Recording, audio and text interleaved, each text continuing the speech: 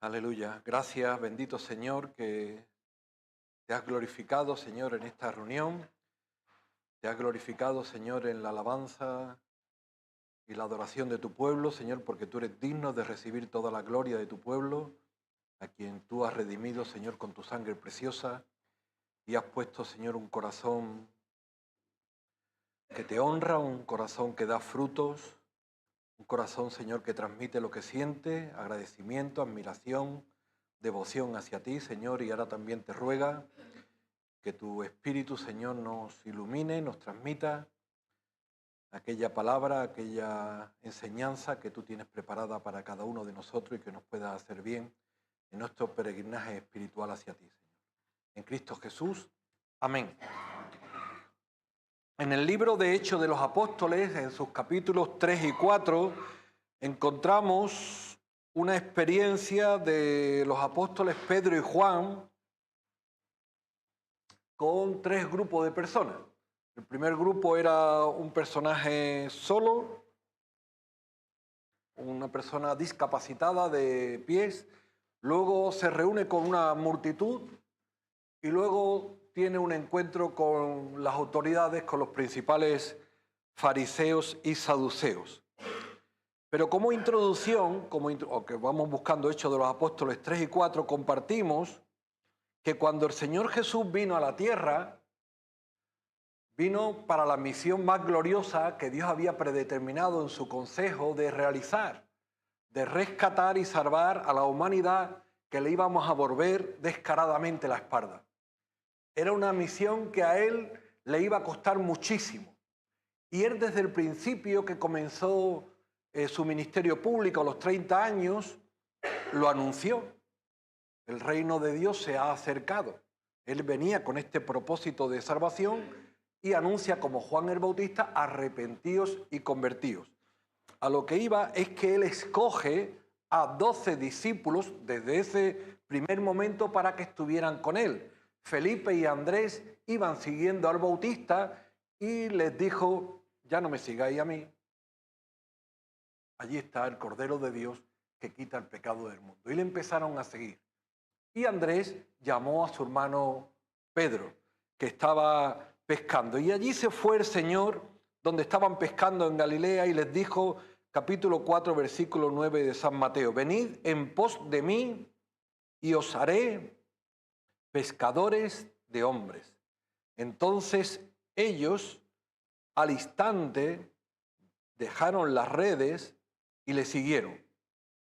Igualmente el Señor llamó a los hijos de Zebedeo, a Juan y a Santiago, y dice el versículo 22 que ellos, dejando al instante las barcas y a su padre, le siguieron.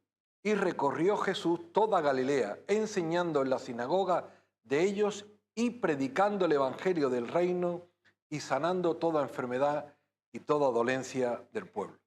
Aquí tenemos pues entonces ese primer llamamiento del Señor a sus discípulos de que fueran pescadores de hombres, literalmente que extendieran el glorioso evangelio a toda criatura. Salvar almas era la gloriosa misión del Cristo. Salvar almas es la bendita mejor misión que cualquiera de nosotros puede recibir. Y de hecho hemos recibido esa encomendación, y mientras que vamos buscando hechos, porque nuestro Señor al final de su vida aquí en la tierra encomendó lo que denominamos la gran comisión a todos los discípulos, de ir por todo el mundo y predicar el evangelio a toda criatura. Y todo el que creyera en Jesús fuese bautizado en el nombre del Padre, del Hijo y del Espíritu Santo. Y luego le vamos enseñando todas las cosas que tienen que ver con el reino de Dios. Entonces aquella primera misión, o aquella principal misión que comenzaron los apóstoles, ahora por extensión la tenemos también todos nosotros. Pero el Señor también les dijo una cosa antes de ascender al cielo. Dice: pero cuidado, porque os envío como ovejas en medio de lobos. El Señor no era ingenuo con la misión a la que nos estaba encomendando. Dice: por eso quedaos aquí en Jerusalén hasta que seáis investido con poder de lo alto. Todos necesitamos ese poder, esa gracia del Señor para hacer su misión, que es sobrenatural en medio de lobos, que siguen muy activos. Efectivamente, unos días después, 10 días después del Señor ascender al cielo, los apóstoles fueron llenos del Espíritu Santo y comenzaron a publicar y a predicar el glorioso Evangelio. Y empezó Pedro con su primer discurso allí en Jerusalén. En este contexto, capítulo 3 y 4, nos encontramos que después de que ellos estaban haciendo muchas señales y maravillas, se habían convertido ya 3.000 personas, y dice el Señor que le iba añadiendo cada día a su iglesia, y aquí se menta por primera vez esta expresión, iglesia, a todos los que creían en Jesús. Los llamados cristianos vamos formando parte de su iglesia. Dice ahora el capítulo 3 que Pedro y Juan subían juntos al templo a la hora novena, y era traído un hombre discapacitado, cojo de nacimiento, a quien ponían cada día a la puerta del templo, que se llama La Hermosa, para que pidiese limosna a los que entraban en el templo. Cuando vio a Pedro y a Juan que iban a entrar en el templo, les rogaba que les diese limosna. Pedro, con Juan, fijando en él los ojos, le dijo: míranos. Entonces él les estuvo atento, esperando recibir de ellos algo. Mas Pedro dijo: no tengo plata ni oro, pero lo que tengo te doy. En el nombre de Jesucristo de Nazaret, levántate y anda. Y tomándole por la mano derecha, le levantó, y al momento se le afirmaron los pies y los tobillos. Y saltando se puso en pie y anduvo, y entró con ellos en el templo, andando y saltando y alabando a Dios. Y todo el pueblo le vio andar y alabar a Dios, y le reconocían que era el que se sentaba a pedir limosna a la puerta del templo La Hermosa. Y se llenaron de asombro y espanto por lo que había sucedido. Iban juntos. Esta misión es recomendable ir juntos. El pueblo estaba unánimemente reunido, de un solo sentir y un solo alma. El estar juntos no es solamente estar sentados, sino tener un mismo sentir espiritual en el Señor, con los hermanos. La misión se suele hacer en equipo, juntos.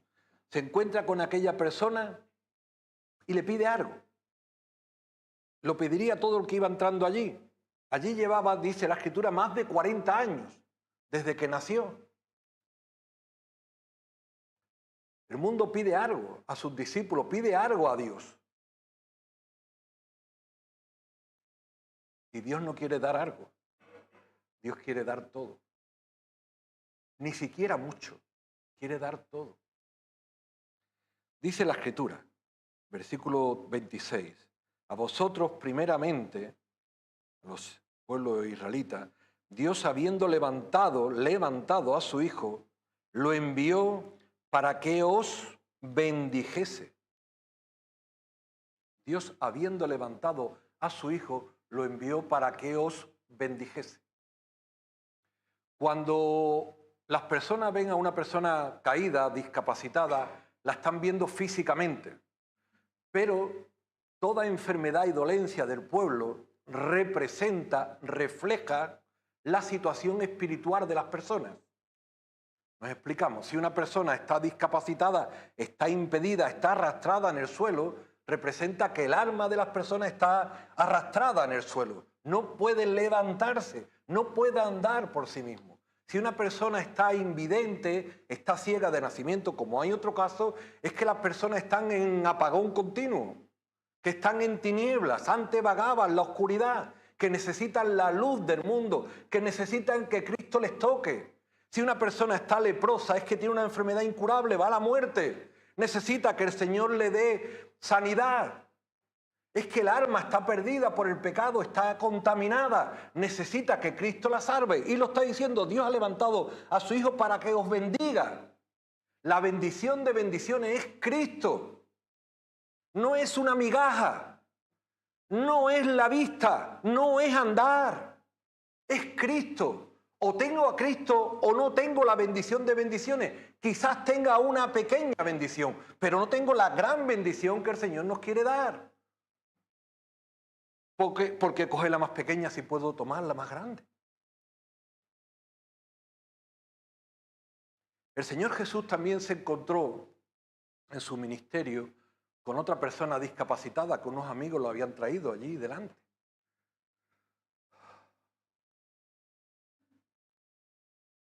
Y el Señor lo miró. También se da este ejemplo luego con Pablo y Bernabé, que les mira.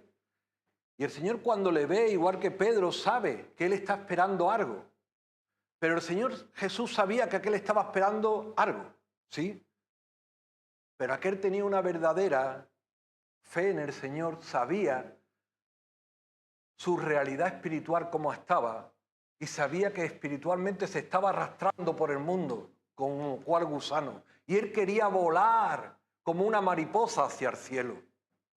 Él sabía que no es que estuviera impedido de pies, sabía que su alma estaba arrastrada por el pecado, que necesitaba ser levantado espiritualmente. Y el Señor le habló: hijo, tus pecados te son perdonados. Y aquel pudo volar con gozo en su alma. Pudo estar espiritualmente en pie. Nuestra alma se levanta cada mañana y lo mejor que puede hacer es levantarse y alabar y bendecir y agradecer al Dios de los cielos, a nuestro Dios Salvador.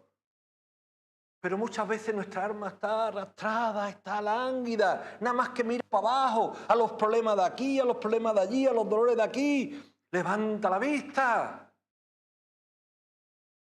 Aquel impedido fue sanado y podía haberse ido gozoso.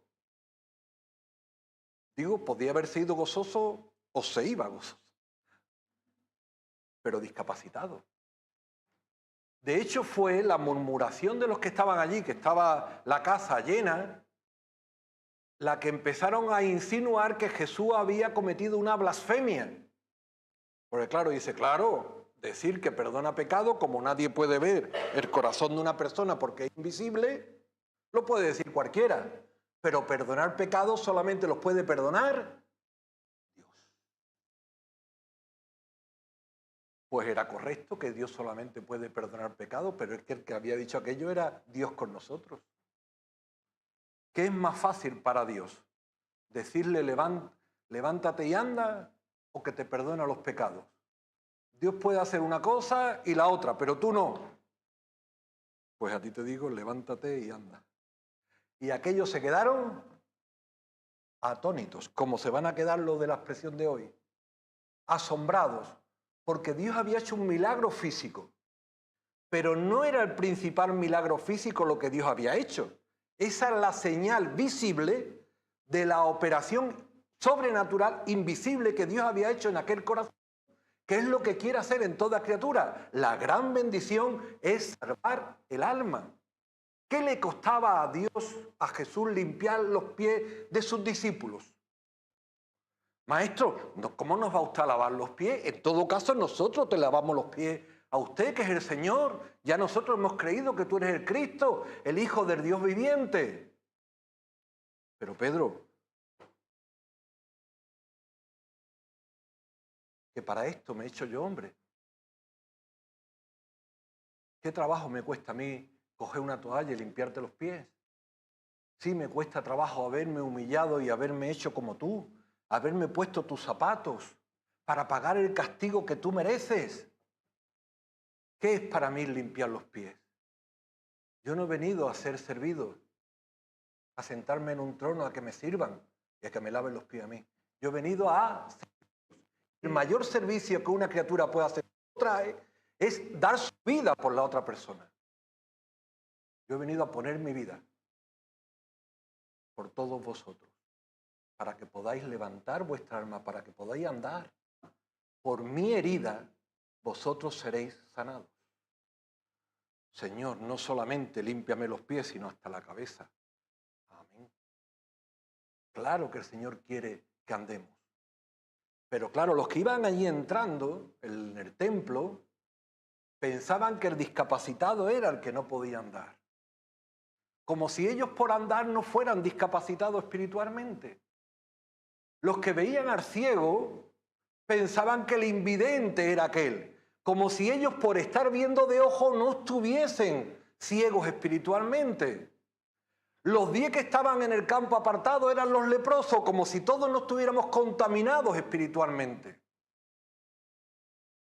Dios no había bajado, no había enviado a sus discípulos a sanar a un discapacitado, había venido a salvar a todos los que allí estaban entrando. Y esto iba a ser una llamada de atención para todos, que se asombraron y ahora lo cogieron como si fuera una superstición. Dice, pues si tú has hecho magia, tú has hecho este poder, has curado a este, pues... Pedro y Juan entonces les retiene, les dice, varones, viendo esto respondió al pueblo. Versículo 12, ¿por qué os maravilláis de esto y ponéis los ojos en nosotros como si nuestro poder o por nuestra piedad hubiésemos hecho andar a este? Y entonces ahora Pedro, inspirado por el Espíritu Santo, lleno del Señor, usa ese hecho para la gran noticia, el gran evento que el Señor quería hacer en sus vidas. ¿Cuál era? En la vida de todos los oyentes. Pregunto antes de leerlo. Pregunto. ¿Qué es lo que quería hacer el Señor en todos los que le estaban oyendo? Amén, salvarlo, que se conviertan, que se arrepientan de sus pecados. Lo que estaba haciendo no era una anécdota para llamar la atención allí en Jerusalén sobre Pedro y sobre Juan. Entonces Pedro les explica. Versículo 13, el Dios de Abraham, de Isaac y de Jacob, el Dios de nuestros padres, ha glorificado a su Hijo Jesús, a quien vosotros entregasteis y negasteis delante de Pilato, cuando éste había resuelto ponerle en libertad. Mas vosotros negasteis al santo y al justo, y pedisteis que se os diese un homicida, y matasteis al autor de la vida, a quien Dios ha resucitado de los muertos, de lo cual nosotros somos testigos. Y por la fe en su nombre, a este que vosotros veis y conocéis, le ha confirmado su nombre, y la fe que es por él ha dado a este completa sanidad en presencia de todos vosotros. Mas ahora, hermanos, sé que por ignorancia lo habéis hecho, como también vuestros gobernantes. Pero Dios ha cumplido así lo que había anunciado por boca de todos los profetas, que su Cristo había de padecer. Así que arrepentíos y convertíos, para que sean borrados vuestros pecados, para que vengan de la presencia del Señor tiempos de refrigerio, y Él envíe a Jesucristo, que os fue antes anunciado, a quien de cierto es necesario que el cielo reciba hasta los tiempos de la restauración de todas las cosas, de la que habló por boca de sus santos profetas, que han sido desde tiempo antiguo. Porque Moisés dijo a los padres, el Señor vuestro Dios os levantará profeta de entre vuestros hermanos como a mí, y a él oiréis en todas las cosas que os hablé. Y toda alma que no oiga a aquel profeta será desarraigada del pueblo. Y todos los profetas, desde Samuel en adelante, cuantos han hablado también han anunciado estos días. Vosotros sois los hijos de los profetas y del pacto que Dios hizo con nuestros padres, diciendo a Abraham, en tu simiente serán benditas todas las familias de la tierra. Y termina con el versículo que leímos antes, el 26.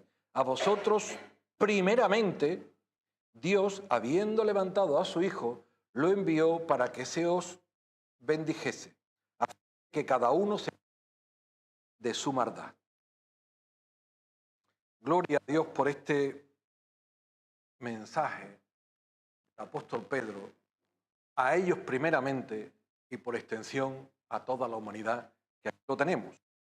Estos tesoros que ocurrieron hace casi 2000 años a nuestro alcance, a nuestro estudio, a nuestra meditación, a nuestra consideración. Tres aplicaciones muy llamativas, hay muchísimas, pero 3 son muy llamativas. ¿A quién enfoca Pedro su mensaje? A Cristo, a Jesús de Nazaret. Cualquier persona llena del Espíritu Santo revela a Cristo, habla de la gloria del Cordero de Dios. Y en concreto habla de sus padecimientos. Dice, por boca de todos los profetas que Jesucristo había de padecer. Y para vosotros este tema era un tropezadero, como dice luego en 1 Corintios de la Cruz, que era una locura para los griegos y para los judíos, era un tropezadero. Y ustedes le negasteis en su cara, y ustedes le crucificasteis delante de los romanos cuando ellos le querían soltar. Él es la bendición del cielo que ha estado aquí entre nosotros. El Mesías que había de venir ha estado aquí entre nosotros y ustedes la habéis rechazado. No es por nosotros que esta hazaña o este prodigio se ha hecho. Es por Él, en el nombre de Jesús de Nazaret. Pero observen el detalle que Pedro le insiste. Porque luego habla de Moisés, que empezaba a hablar de ese Mesías que había de venir, y desde Samuel en adelante todos hablaban de estos días. Y era necesario que el Cristo padeciera y que Cristo muriera. Dos cosas, ni era suficiente con morir. Juan el Bautista murió. ¿Recordáis cómo murió Juan el Bautista? Guillotinado. Digamos, Jesús podía haber muerto guillotinado. Los malos ratos, cuanto más corto, mejor. Bueno, no era suficiente. Tenía que padecer todo el castigo de nuestra iniquidad. Tenía que sufrir todos los padecimientos. Y tenía que morir. Y tampoco una muerte corta, una muerte dolorosa. La más dolorosa, la más cruel. La muerte de cruz, la más vergonzosa. El Cristo tenía que padecer. ¿Qué ocurría en la escuela judía? La escuela que más conocía de las cosas de Dios, la escuela que tenía la palabra, la escuela que medita en la palabra, como vimos el otro día en el estudio de Isaías. Una escuela que ama la palabra, una escuela que amaba al Mesías, que anhelaba que el Mesías venga. Que cuando tuvo allí el Mesías no se dio cuenta que era el Mesías porque no habían enseñado bien todo lo que los profetas dicen. No un profeta, sino todo lo que los profetas dicen. Si nosotros preguntábamos antes, y ojo, y preguntamos ahora a un judío, si el Mesías ha de venir, te dice, el Mesías ha de venir. ¿Y qué Mesías está esperando? Estamos esperando un Mesías que tome el trono de David. Un reino político que gobierne aquí en la tierra, que ponga orden sobre Israel, sobre todas las naciones. Si le habla de Isaías, te dice, claro, Isaías, y cuando venga ese Mesías no habrá más muerte, no habrá más dolor, no habrá más enfermedad. Mira, es que dice Isaías que también el Mesías iba a ser el siervo sufriente de Jehová. Es que nosotros estamos meditando que hay 4 cánticos del siervo sufriente de Dios, que Él tenía que ponerse en nuestros pies, Él tenía que padecer toda la humillación que nosotros merecíamos. No. ¿Eso cómo va a ser?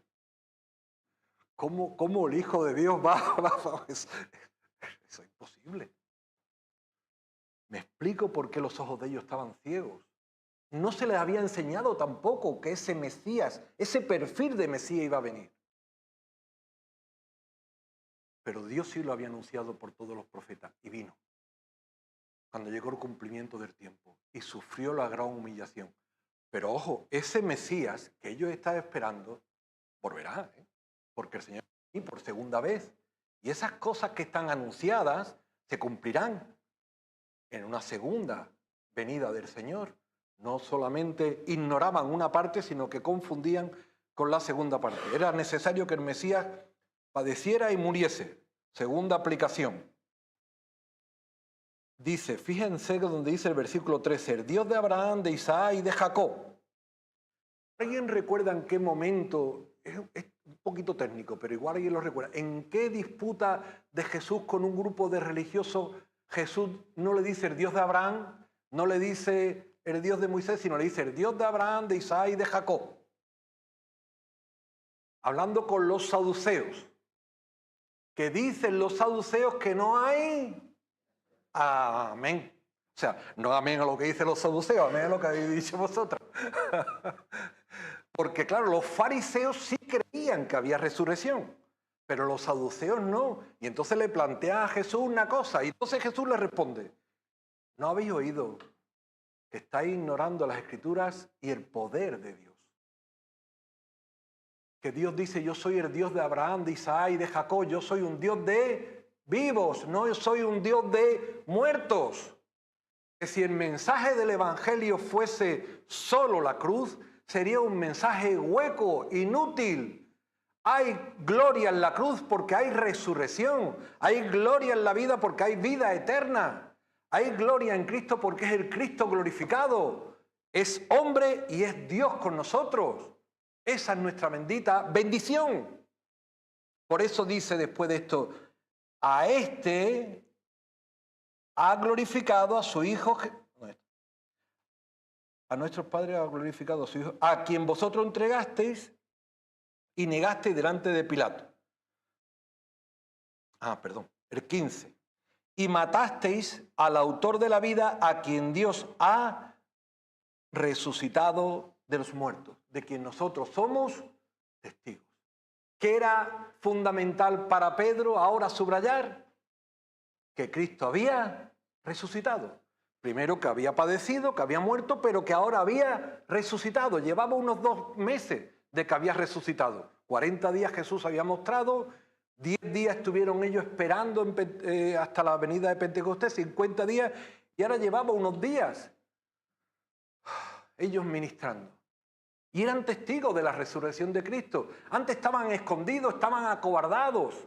Ahora estaban en la calle hablando en el pórtico de Salomón públicamente de estas cosas. Porque estaban plenamente persuadidos. Estaban plenamente convencidos. La evidencia de la resurrección del Señor a ellos les había llenado de ilusión, de esperanza, de vida. Ya no estaban apocopados, no estaban tristes. Que por cierto, el Señor Jesús al paralítico, antes de curarlo, le dijo: ten ánimo, ten ánimo. Dios quiere animar a la humanidad. Dios quiere animar a las personas. En este mundo hay un contraste de desánimo, de desaliento, de despersonalización, de angustia, de tribulaciones. Y Dios quiere que las personas tengan ánimo, tengan aliento de vida, tengan esperanza, tengan ilusión por vivir. Y por supuesto, lo mejor que podemos hacer en nuestra vida es honrar su nombre. Que de esto va este tema. Ahora llega al corazón de ese tema. Dice el versículo 16. Y por la fe en su nombre, a este que vosotros veis y conocéis, ha confirmado su nombre. Y la fe que es por él ha dado a este completa sanidad en presencia de todos vosotros. ¿Quién había curado al discapacitado? Jesús. ¿Qué le había dicho el apóstol Pedro? No tengo ni oro ni plata, pero lo que tengo te doy. En el nombre de Jesús, de Jesucristo de Nazaret, Jesús de Nazaret, a ti te digo. En su nombre, por la fe en su nombre. De esto va todo el tema 3 y 4. Hasta 8 veces aparece el nombre de Cristo. La palabra nombre, otras veces habla del Cristo como el santo y el justo, el Hijo, unas veces Jesús, otras veces Cristo. Pero su nombre aparece 8 veces. Dice el Padre nuestro: santificado sea tu nombre.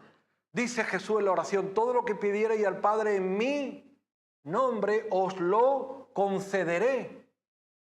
En su nombre, en el nombre de Dios. O las cosas las recibimos en el nombre de Dios, o no vienen realmente de lo alto, o explicándolo desde abajo. O nosotros hacemos las cosas en el nombre de Dios, o realmente son cosas que hacemos nosotros. Y como cosas nuestras, son cosas huecas, hojarascas. Hacer las cosas en el nombre de Dios es hacerla para elevar, levantar el honor, el prestigio, la santidad de Dios. Extender el reino de Dios. Nosotros, la Iglesia, es como una embajada del reino de Dios aquí en la tierra. Y esa embajada, ¿cuál embajada de un país en otro país? Habla del cielo, habla de la gloria del Cristo, representa, defiende el honor, el nombre del Cristo. Cuando nosotros predicamos, cuando nosotros oramos, oramos por la extensión de su reino. Orar en el nombre de Jesús es porque tenemos esa comunión en Cristo y tenemos ese acceso confiado al trono de la gracia porque somos sus hijos, somos su iglesia y podemos orar por la extensión de su reino, por sus cosas. Orar en el nombre de Jesús no es una muletilla que se añada al final de la oración. Que uno diga, mira, yo quiero un barco para irme a pescar, para que todos los domingos mi familia se broncee mucho en el nombre de Jesús. ¿Cómo que en el nombre de...? Eso es una muletilla que no es en el nombre de Jesús, por mucho que la haya añadido. Tú estás orando y pidiendo para ti. Orar y hacer las cosas en el nombre de Jesús es hacer las cosas por Dios y para Dios. Orar en Dios y para Dios. Y por la fe en Él. No en incredulidad o quizás sí, quizás no, a veces sí, a veces no. Por la fe en su nombre. Es por el nombre de Dios que ellos pidieron a Dios que le dieran valor y denuedo. Y Dios le dio denuedo para predicar en su nombre. Porque estaban pidiendo algo para honrar el nombre de Dios. Estamos en la fase final. Capítulo 4. ¿Era una buena noticia para todos los que allí estaban? ¿La habían escuchado? ¿Qué haremos? Le preguntaron, arrepentidos y convertidos. ¿Qué hicieron 5.000 varones? Dice el capítulo 4 y versículo 4. Pero muchos de los que habían oído la palabra creyeron y el número de los varones era como 5.000. ¿Cómo estaban los ángeles en el cielo? De fiesta. Si están de fiesta por un pecador que pasa de muerte a vida. ¿Te imagináis este día? La fiesta sería grande. ¿Cómo estaban los fariseos y los saduceos? Cuando en el cielo hay fiesta, aquí en la tierra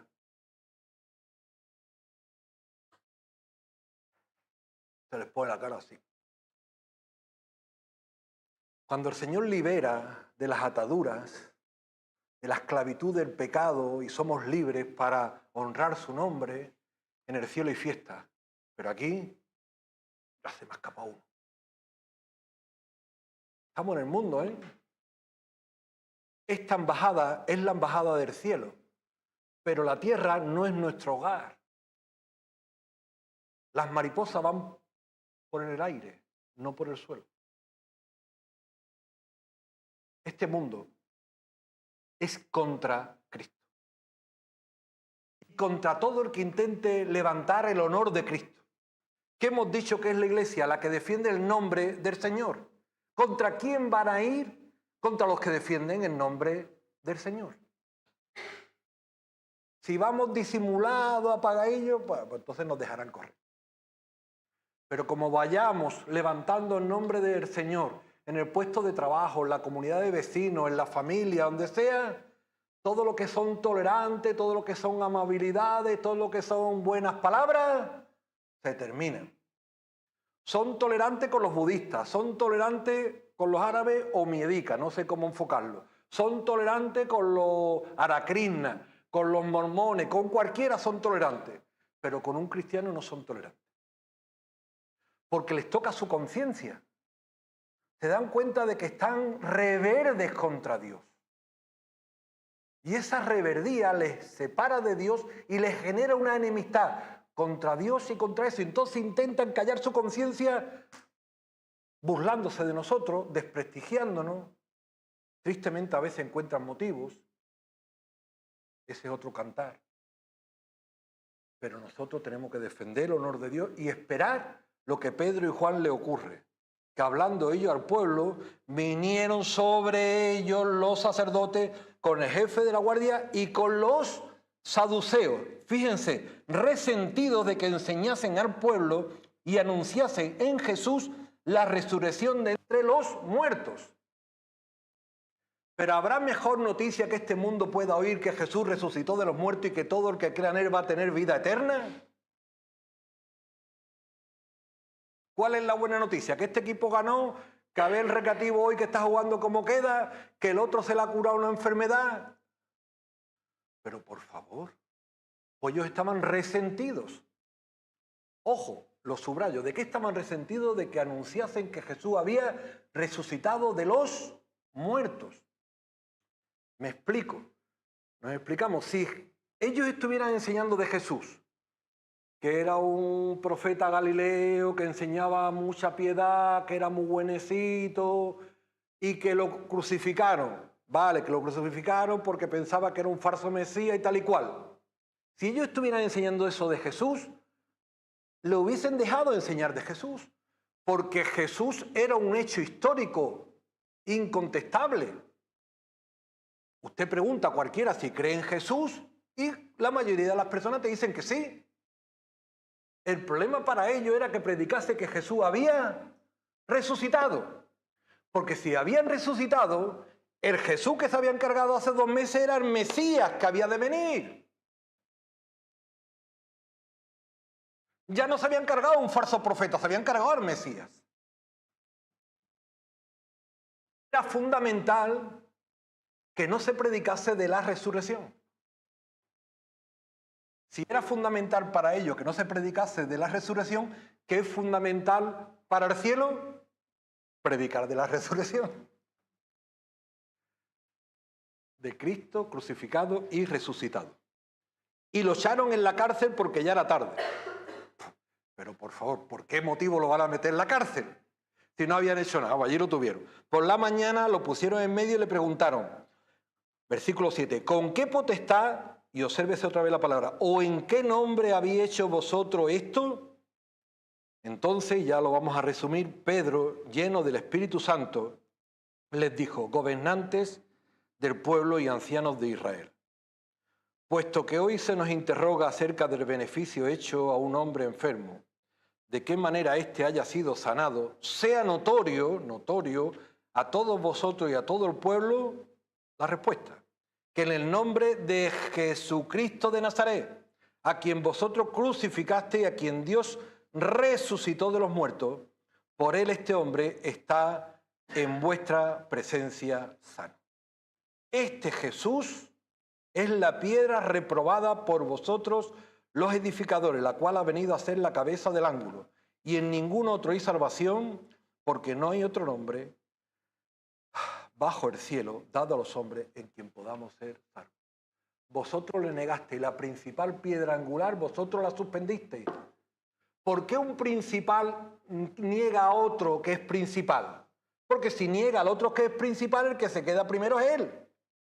Y ellos habían entregado a Jesús no por ser un falso profeta, habían entregado a Jesús porque le tenían, dice la Escritura, envidia. ¿Por qué a veces se quita a alguien de al lado? No es porque esté enseñando otra cosa, que puede ser, es porque se le tiene envidia. Y la envidia es muy mala. Es mala para los fariseos y es mala para las relaciones. Y entonces le habla, ustedes le negasteis, pero Dios le ha exaltado en gloria. Y no hay salvación en otro, sino en él. Entonces, viendo ellos el denuedo con el que hablaban, y reconocían, dice, pero si son del burgo, y sin letra, porque los eruditos estaban en la escuela rabínica por años, y ellos eran pescadores, eran del burgo y no habían estudiado. Pero claro, ellos habían tenido 3 años de máster con nuestro Señor Jesús, día a día. Claro que habían estudiado con el Maestro y Señor, a los pies del Señor todos los días. Pero es que la evidencia, dice, la evidencia que tienen es notoria. Es que este está aquí sano. ¿Y cómo va a estar sano si no es por el poder de Dios? Y todo el pueblo se nos va a echar en contra. ¿Qué hacemos? Se preguntaron y se indagaron. y tomaron una resolución, llamándoles, dice el versículo 17, sin embargo, para que no se divulgue más entre el pueblo, amenacémosle, para que no hablen de aquí en adelante a hombre alguno en este, ¿qué pone al final? En este nombre. Y llamándole, les intimaron para que ninguna manera hablasen ni enseñasen en el nombre de Jesús. Mas Pedro y Juan le dijeron, juzgad si es justo delante de Dios obedecer a vosotros antes que a Dios, porque no podemos dejar de decir lo que hemos visto y oído.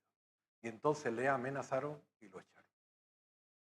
Si ellos no quieren que se hable del nombre de Jesús, es porque tienen una buena razón para sus intereses terrenales, bajos contra Dios. ¿Cuál es el nombre que nosotros tenemos que hablar y levantar? El nombre de Jesús. Somos sus embajadores. Y la mayor honra que puede tener nuestro corazón es levantar y exaltar su nombre, para gloria de Él. Amén. Que el Señor sea.